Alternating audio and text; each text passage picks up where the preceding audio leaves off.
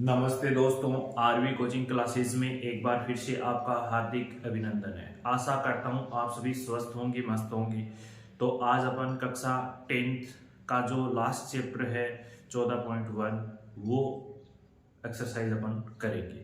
तो इसमें बहुत अच्छी एक्सरसाइज है, कंपटीशन में भी इस एक्सरसाइज का अहम रोल है। तो इसको अच्छे से बेसिकली अपन सीखते जाएंगे। तो पहला क्वेश्चन स्टेटमेंट का है, इसमें दिया गया है कि निम्नलिखित कथनों को पूरा कीजिए।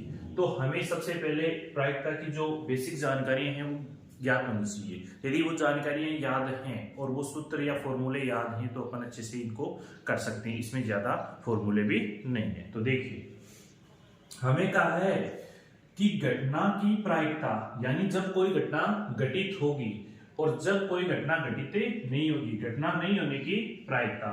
तो अपन ने बेसिक में ये पढ़ा है कि जब होने की प्रायिकता का जोड़ और नहीं होने की प्रायिकता का जोड़ करते हैं तो वैल्यू क्या आती है? हमेशा 1। यानी इसको अपन क्या लिखते हैं? प्रोबेबिलिटी होने की प्रायिकता को ई से लिखते हैं और नहीं होने को पी ई बार से लिखते हैं।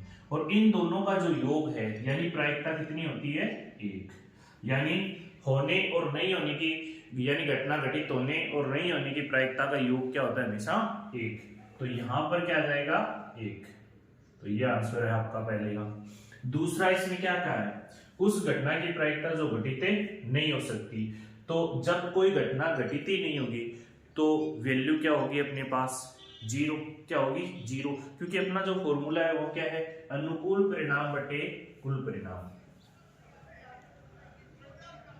अनुकूल परिणाम बटे कुल परिणाम। अब हमें पता है कि कुल परिणाम की जगह अपन क्या लिख सकते हैं? n ले सकते हैं। और अनुकूल परिणाम, यहां पर अनुकूल परिणाम क्या है? उस घटना के घटित नहीं होगी, यानी जो प्रायिकता है वो घटित नहीं हो सकती। तो यानी घटना क्या हो जाएगी? 0। क्या हो जाएगी? 0। और वैल्यू क्या आ जाएगी आपकी? 0। यानी यहां पर क्या हो सकती है? घटना नहीं घटित हो सकती, मतलब 0। और घटना क्या कहलाती है? असंभव घटना। कौन सी घटना? असंभव। असंभव घटना कहलाती है। तो ये इसका आंसर है। तो लिख लीजिए इन दोनों क्वेश्चनों को।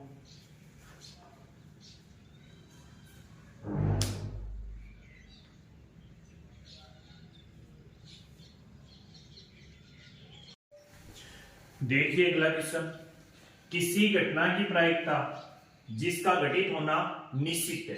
कहने का मतलब कोई ना कोई घटना घटित होगी, तो निश्चित है, ऐसी घटना कहलाती है।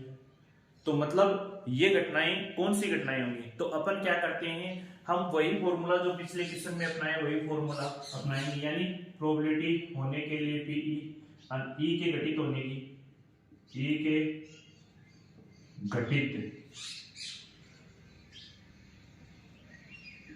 अनुकूल परिणाम बटे कुल परिणाम। तो देखिए दोस्तों, जब अपने पास कोई ना कोई घटना घटित होगी, ई के घटित होने की प्रायिकता अपन क्या मान लेते हैं? m मान लेते हैं। और कुल परिणाम अपने पास क्या है? n है। तो मैं ई के घटित होने के अनुकूल परिणाम क्या मान लेता हूं? m मान लेता हूं। और कुल परिणाम कितने अपने पास? n है। तो अपन क्या करेंगे कि जब कोई घटना घटित होगी तो अनुकूल परिणाम होंगे और निश्चित ही अनुकूल परिणाम होंगे। तो अपन ये कह सकते हैं ना कि m है वो इक्वल होगा n के। तो अपन इससे क्या रिजल्ट निकाल सकते हैं? m की जगह अपन क्या लिख सकते हैं? n बटे n बराबर क्या होगा? 1। और 1 होगा तो घटना क्या होगी? निश्चित। और निश्चित घटना होगी तो क्या लिख सकते हो आप? संभव। तो इसमें आंसर क्या आएगा बताइए? इस रिजल्ट से आप इसमें क्या जाएगा? निश्चित होगी तो वैल्यू क्या आ जाएगी? 1। वैल्यू क्या आ जाएगी? 1। और घटना कैसी होगी? निश्चित घटना। कैसी होगी? निश्चित घटना, यानी संभव घटना। कैसी घटना होगी? संभव या निश्चित घटना। अब देखिए अगला क्वेश्चन, इसमें क्या दिया हुआ है? इसमें दिया हुआ है कि किसी प्रयोग की सभी प्रारंभिक घटनाओं कि प्रायिकता का योग क्या होता है, एक होता है। योग क्या होता है, एक। क्योंकि अपन ने पीछे जो पहला क्वेश्चन देखा था उसमें क्या कह रहा है कि किसी प्रयोग की यदि कभी हम अपन प्रयोग कर रहे हैं तो उसकी सभी प्रारंभिक घटनाओं की प्रायिकता का योग क्या होगा, हमेशा एक होगा। क्या होगा, एक। यानी प्रोबेबिलिटी होने की प्रायिकता क्या होती है, एक होती है। तो ये भी आप कर सकते हो। देखिए इसका एक एग्जांपल लेके भी अपन कर सकते हैं। यदि आपको ऐसे समझ में नहीं आ रहा तो अपन क्या ले सकते हैं, इसका कोई एग्जांपल लेते हैं। देखिए मैंने कोई पासा है, डाइस, उसको मैं फेंक रहा हूं, तो पासे में एक पासा है तो पासे के रिजल्ट क्या होते हैं, पासे के रिजल्ट होते हैं 1 2 3 4 5 और 6। अनुकूल परिणाम कितने हो गए इसके, अनुकूल परिणाम यदि अपन प्रोबेबिलिटी ई मतलब एक होने की प्रायिकता क्या होती है, 1/6, क्योंकि कुल परिणाम कितने हैं, कुल परिणाम कितने अपने 6 हैं, कितने हैं 6। अब अनुकूल परिणाम बटे कुल परिणाम यानी प्रोबेबिलिटी 1 के होने की प्रायिकता फिर 2 के होने की प्रायिकता क्या आएगी, क्या आएगी 1/6 आएगी। फिर प्रोबेबिलिटी 3 होने की प्रायिकता भी क्या आएगी 1/6, और फिर प्रोबेबिलिटी 4 होने की प्रायिकता भी क्या आएगी 1/6, और 5 होने की फिर प्रायिकता क्या आएगी 1/6, और 6 होने की प्रोबेबिलिटी भी क्या होगी 1/6। अब अपन इस टोटल का क्या करेंगे, योग करेंगे। तो योग करेंगे 1/6 1/6 1/6 1/6 1/6 और 1/6।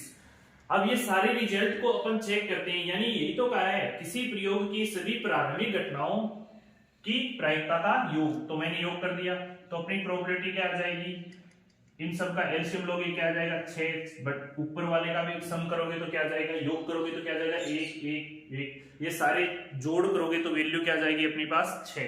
अब अपन 6 को 6 से काटेंगे तो क्या आ जाएगा 1, और योग क्या आ गया अपना 1। इस प्रकार से भी आप चेक कर सकते हो।